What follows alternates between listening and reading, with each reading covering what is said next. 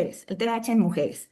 Y esto es como muy, esto es clave. A ver, entonces, ¿por qué puede pasar por alto? Porque hay muchas personas que somos diagnosticadas, la mayoría, ya en edades más, igual más adolescentes o ya más en los 20, en los 30. Yo, por ejemplo, casi en los 40. ¿Y por qué puede pasar por alto? Entonces, en primer lugar, hay que considerar que los síntomas se expresan distinto, se manifiestan distinto a que en los varones. En los varones, y aparte, hay que pensar que muchas, todavía la cuestión médica está ya avanzando mucho, pero se tenía como este estereotipo constante y todavía hay gente que tiene ese estereotipo de que el déficit de atención pues es estar moviéndose constantemente de niños. Entonces, aquellos niños, por ejemplo, que no tenían esa hiperactividad motora, o niñas, bueno, en esta cuestión, pues pasaban por alto. Entonces, en la mayoría de los niños varones, pues sí se da mucho más la hiperactividad motora. En las niñas es mucho más frecuente el TDAH inatento. Entonces, que estás en tu mundo, que estás, que no pones atención porque tú estás pensando en otra cosa, etcétera. Sí puede haber, o obviamente hiperactividad motora, o muchas veces, como les digo, esa hiperactividad es más mental, que tu mente siempre está en ideas y etcétera. Entonces, las mujeres, aparte otra cosa es que las mujeres encuentran más formas de compensar, perdón, o enmascarar los síntomas. Es decir, puede ser que, porque también, por ejemplo, el TDAH se asocia justamente pues a problemas de organización, ¿no? Tenemos problemas en esta cuestión de la organización. Pero, por ejemplo, es más común que las mujeres, digo, y eso lo veo con mi esposo, pues, por ejemplo, yo sí soy mucho de anotar, como que las mujeres somos mucho más de que la libretita y el planner y no sé, y los hombres tal vez no es tanto. Entonces, por ejemplo, a mí yo siempre tenía como que esa era mi parte de enmascarar, o sea, ya si no lo cumplía, bueno, pero como que eso de que son una tontería, pero esa era, por ejemplo, una forma de enmascarar, bueno, tengo mi agenda donde anoto todo y eso medio me ayuda a compensar mi síntoma de TDA, de olvidos frecuentes, de no saber, qué día tengo los compromisos. Entonces hay como muchas, cuestiones de la psique femenina que nos ayudan o nos permiten enmascarar un poquito los síntomas y que esos síntomas pasan desapercibidos y se ponen más bien de manifiesto ya cuando empieza a ser en una etapa de vida en que necesites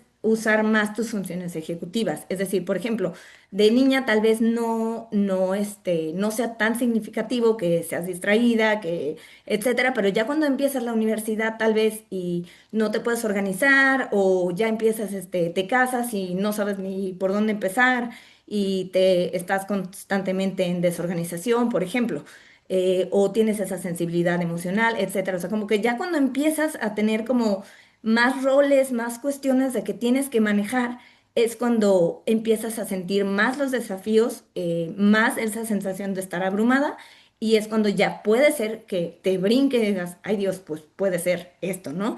Ok, y bueno, como les digo, otra cosa también es que los síntomas se confunden con trastornos como la ansiedad, la depresión, sensibilidad emocional, cuestiones hormonales que también están muy de la mano, pero simplemente como, ay, es cosa hormonal, o con la misma personalidad, ¿no? Ay, es distraída, es muy sensible, es muy llorona, es muy enojona, o sea, cosas por el estilo, es muy distraída, muy dispersa, o sea, como que se toman como una cuestión de personalidad y no realmente como la posibilidad de que tuvieras un trastorno. O, ay, es que no te puedes concentrar porque tienes ansiedad.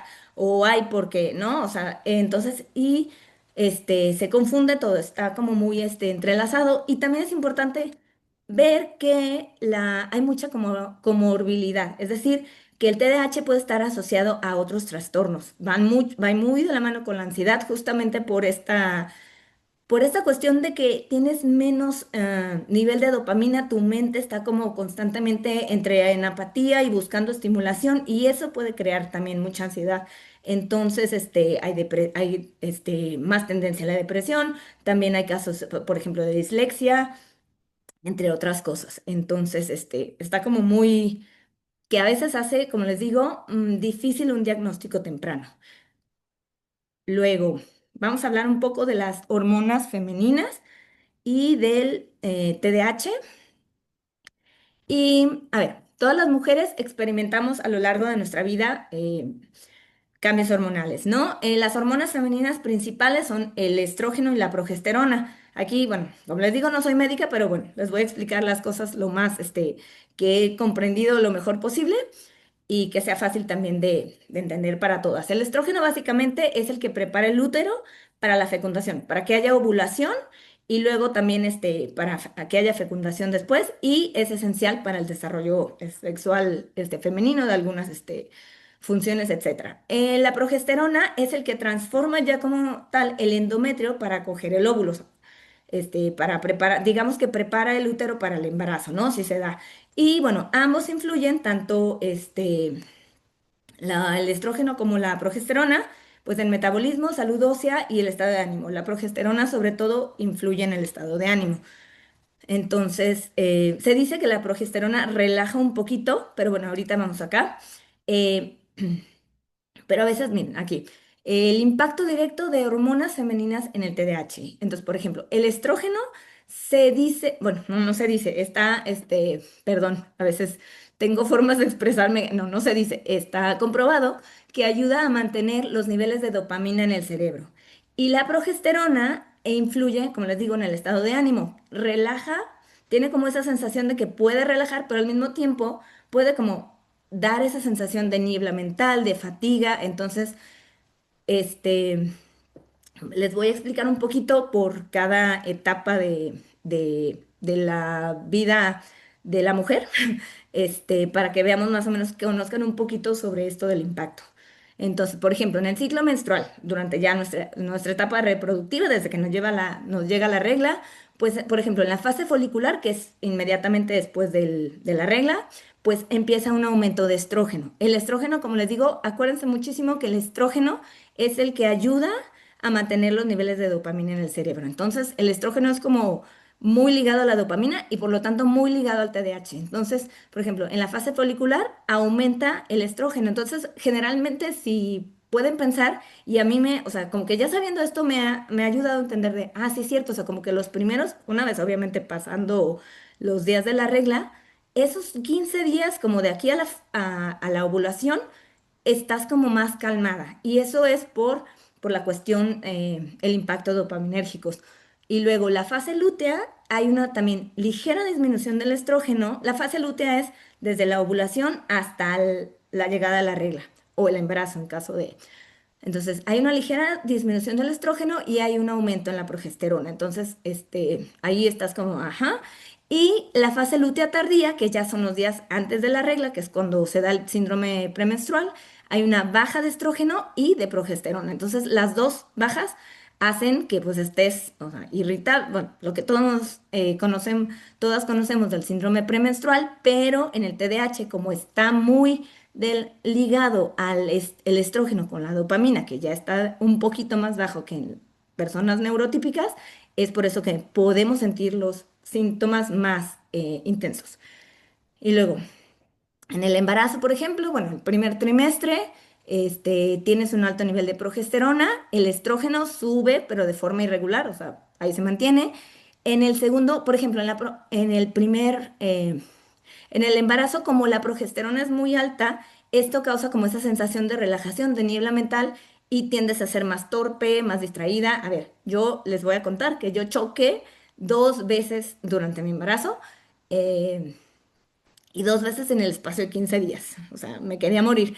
Pero ahorita entiendo eso y digo, pues sí, o sea, puede ser. Entonces, te impacta un poco, o sea, si tienes y si eres distraída como de naturaleza, entonces esto puede ser como la causa, ¿no? Por eso estamos más distraídas. En el segundo trimestre, bueno, hay niveles más altos y estables de ambas hormonas, entonces como que el segundo trimestre es más transitable en cuanto a los síntomas tanto en el embarazo hormonales como del TDAH, y el tercer trimestre están también muy, muy altos los niveles de ambas, pero como les digo, la progesterona está tan alta que como que tiene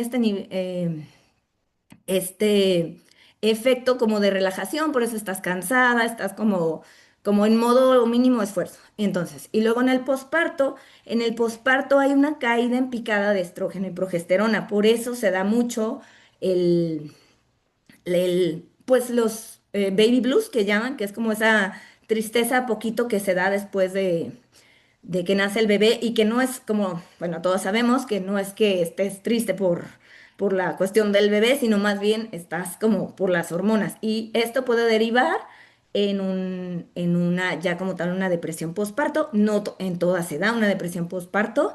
Eh, sí hay mayor tendencia, sí puede haber mayor tendencia a una depresión postparto con TDAH, pero no siempre sucede. Y, a mí, gracias a Dios, no me pasó, pero sí sé de otras personas que pues han caído en esto y como les digo, bueno, ya es cuestión de esto sí atenderlo inmediatamente y bueno, que también pasa que aumenta la hormona prolactina, que es la que ayuda y favorece la lactancia, pero esta prolactina es como completamente opuesta a la dopamina en cuanto que si la prolactina sube, la dopamina baja. Entonces, estamos hablando que hay dos factores como de baja de dopamina. Entonces, por eso también los síntomas del TDAH se pueden exacerbar mucho durante el posparto.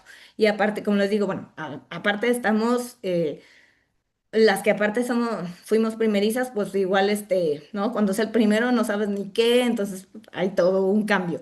Y aumenta la hormona también oxitocina, que también es muy favorecida y va muy de la mano con el contacto físico con el bebé y bueno, refuerza el vínculo. Bueno, eso nomás, y luego también, ya, ¿cómo se llama? Las hormonas femeninas en la perimenopausia y la menopausia. En la perimenopausia, que son los años más o menos, dicen que empieza alrededor de puede empezar desde los 40 hasta, pues ya la menopausia creo que es como los 50. Eso sí, la parte de los años no lo recuerdo bien, pero bueno, la perimenopausia hay fluctuaciones drásticas en el nivel de estrógeno y empieza a haber una ausencia de progesterona en algunos ciclos. Entonces, estas fluctuaciones drásticas en los niveles de estrógeno, o sea, que suben y luego bajan mucho, eso también puede exacerbar los síntomas de TDAH.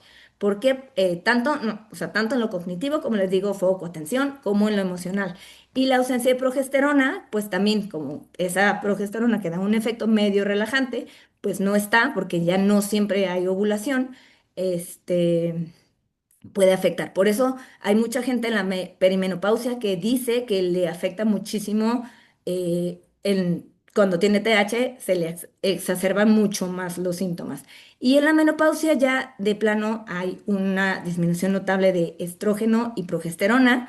Ya obviamente los síntomas de TDAH se impactan, pero bueno, lo que había estado leyendo es que como que ya esta disminución es un poco más como estable, entonces como que ya no es como, esta es como fluctuación y te sientes como en montaña rusa, se dice, y bueno, es que todavía, creo que todavía no llego a esa etapa, y dicen que es fuerte, y esta como que ya está un poco más tranquila, pero obviamente si tienes TDAH, aquí, por ejemplo, si recomiendan pues que ya veas la cuestión médica, ya sea que te regulen mucho más la dosis en tu medicación de TDAH o que busques alguna otra cuestión hormonal, cómo vas a sustituir esta o cómo vas a tratar esta cuestión del déficit de hormonal de hormonas femeninas, perdón.